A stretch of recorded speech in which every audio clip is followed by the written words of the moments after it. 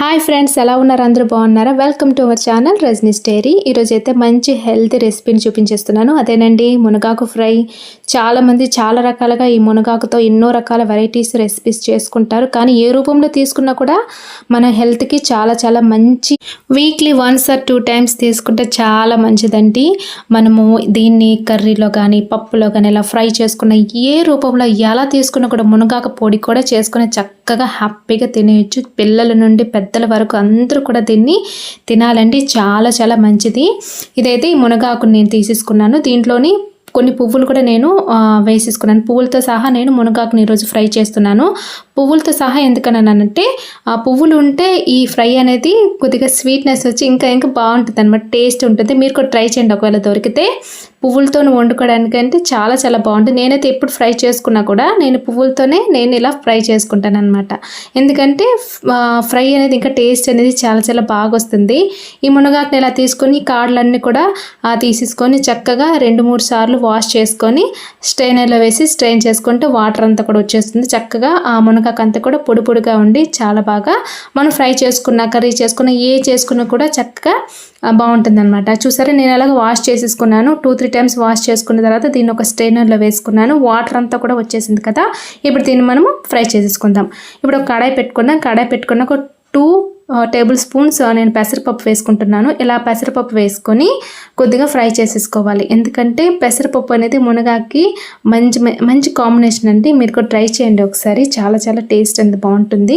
ఇలాగా చక్కగా ఫ్రై చేసుకుంటే మంచి అరోమా అనేది రిలీజ్ అవుతుంది. ఇలా ఫ్రై చేసుకుంటే సరిపోతుంది అనమాట. ఇప్పుడు అదే ప్యాన్లో ఒక 2 spoons ఆయిల్ వేసేసుకుందాం.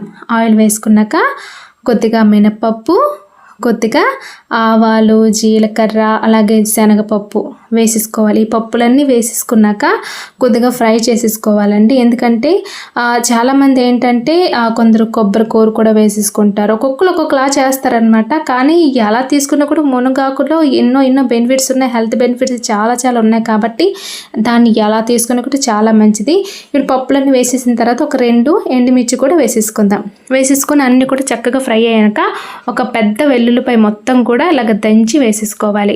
మునగాకుని మనము ఎలా తీసుకున్నా కూడా అందులో కొద్దిగా వెల్లుల్లి వేస్తే ఆ మునగాకు అనేది ఇంకా ఈవెన్గా మనకి బాగుంటుంది అనమాట. చక్కగా వెల్లుల్లి అనేది చక్కగా ఫ్రై అయిపోయింది కదా.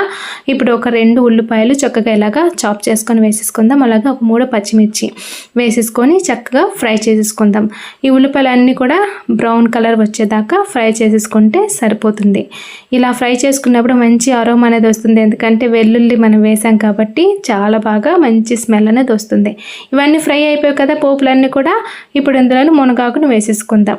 మునగాకులోని వాటర్ అంతా కూడా స్ట్రెయిన్ అయిపోయింది కాబట్టి చాలా పొడి పొడిగా ఉంది. చూసారా, పువ్వులు కూడా చాలా ఎక్కువ ఉన్నాయి. నేను ఫ్రై చేసినప్పుడు చాలా సగానికి సగం పువ్వులు సగం ఆకులు అనేవి ఉన్నాయన్నమాట. చక్కగా నాకు ఆ రోజు ఎలాగో దొరికింది. ఆ రేరు పువ్వులతో దొరకడం, కాకపోతే ఆ రోజు నాకు దొరికింది కాబట్టి చక్కగా నేను ఫ్రై చేసేసుకున్నాను. ఇలా మొత్తం వేసేసుకున్నాక గరిటతో చక్కగా కలుపుకోవాలి. ఇటు అటు మొత్తం కలుపుకుంటే ఫ్రై అనేది కిందికి మీదకి అయ్యి అందులో ఉన్న మునగాకులో ఉన్న వాటర్ అనేది రిలీజ్ అయితే మునగాకు అనేది కొద్దిగా మెత్తపడుతుంది. మనం దీన్ని కుక్కర్లో కూడా చక్కగా చేసుకోవచ్చండి. కుక్కర్లో కూడా చక్కగా కొద్దిగా వాటర్ పోసేసుకొని ఒక 2-3 విజిల్స్ ఇచ్చేస్తే చక్కగా ఉడికిపోతుంది అనమాట. ఇప్పుడు నేను కడాయిలో చేసుకుంటున్నాను కాబట్టి కొంచెం టైం పట్టుద్ది. ఇలా ఫ్రై అయింది కదా. ఇప్పుడు ఇందులో కొంచెం 1 teaspoon పసుపు వేసుకోవాలి. ఆకుకూరలు దేంట్లోనైనా కూడా మనం ఏ ఆకుకూరలు వండుకున్నా కూడా కొద్దిగా పసుపు అనేది వేసుకుంటే చాలా మంచిది. ఇలా వేసుకొని కాసేపు మూత పెట్టి మగ్గించుకుంటే సరిపోతుంది. ఇలా మగ్గించుకున్నాక ఆకుకూరలో ఉన్న తేమ అంతా కూడా వచ్చేసింది కదా. మనం ఇంకా ఉప్పేయలేదు. ఇప్పుడు మనం ఏం చేస్తామంటే పెసరపప్పు మనం ఫ్రై చేసుకున్నాం కదా, పెసరపప్పును అందులో వేసేసుకోవాలి. ఈ పెసరపప్పు అనేది చాలా వేగంగా ఉడికిపోతుంది.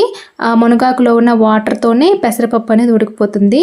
ఇప్పుడైతే తగినంత ఉప్పు వేసుకుందాం. లాస్ట్లో ఎందుకు వేసుకున్నానంటే ఫస్టే వేసుకుంటే మనకి ఉప్పు అనేది ఎక్కువైపోతుంది. ఎందుకంటే మునగాకు కొంచెం మగ్గిన తర్వాత చాలా దగ్గరగా అయిపోతుంది కదా. ముందే వేసేసుకుంటే ఉప్పు ఎక్కువైపోతుంది కాబట్టి పూర్తిగా మగ్గిన తర్వాత మనం ఉప్పు అనేది వేసుకుంటే మనకి టేస్ట్ అనేది బాగుంటుంది. ఇప్పుడు ఉప్పు వేసుకున్నాం కదా, పెసరపప్పు మరి కాస్త ఉడకాలి కాబట్టి మూత పెట్టి ఒక్క 15 minutes ఉడికించుకుంటే చక్కగా ఫ్రై అయిపోయింది మనకి. ఇందేనండి, చాలా ఈజీ, చాలా టేస్టీ. పెసరపప్పు వేసి ఒకసారి ట్రై చేయండి. మీకు ఎలా వీలైతే అలా చేసుకొని మాత్రం మునగాకుని ఏ రూపంలో ఎలా తీసుకున్నా కూడా చాలా చాలా మంచిదండి. ఇంకా లాస్ట్లో మరింత ఆ టేస్ట్ అనేది యాడ్ అవ్వడానికి నేను ఒక స్పూన్ బెల్లం పౌడర్ వేసుకున్నాను. ఇదైతే వేసుకున్న వాళ్ళు వేసుకోవచ్చు, లేకపోతే స్కిప్ చేయొచ్చండి. దీన్ని అందరూ వేసుకోవాలని లేదు. నేనైతే మా ఇంట్లో మునగాకు ఫ్రై ఎప్పుడు చేసినా కూడా ఒక స్పూన్ బెల్లమైనా లేదంటే పంచదారైనా వేస్తాను. నేనైతే ఎక్కువగా బెల్లమే వాడతాను కాబట్టి ఒక స్పూన్ బెల్లం వేసుకొని మరొక 2 మినిట్స్ ఇలా ఫ్రై చేసుకుంటే మన మునగాకు ఫ్రై రెడీ అయిపోయింది. చూసారు, ఇంతేనండి.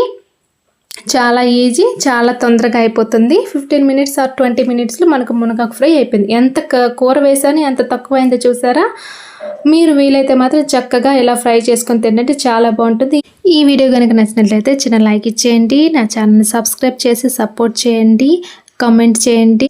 ఇంకొక మంచి హెల్తీ రెసిపీతో మీ ముందుకు వచ్చేస్తాను. Thank you for watching. Bye.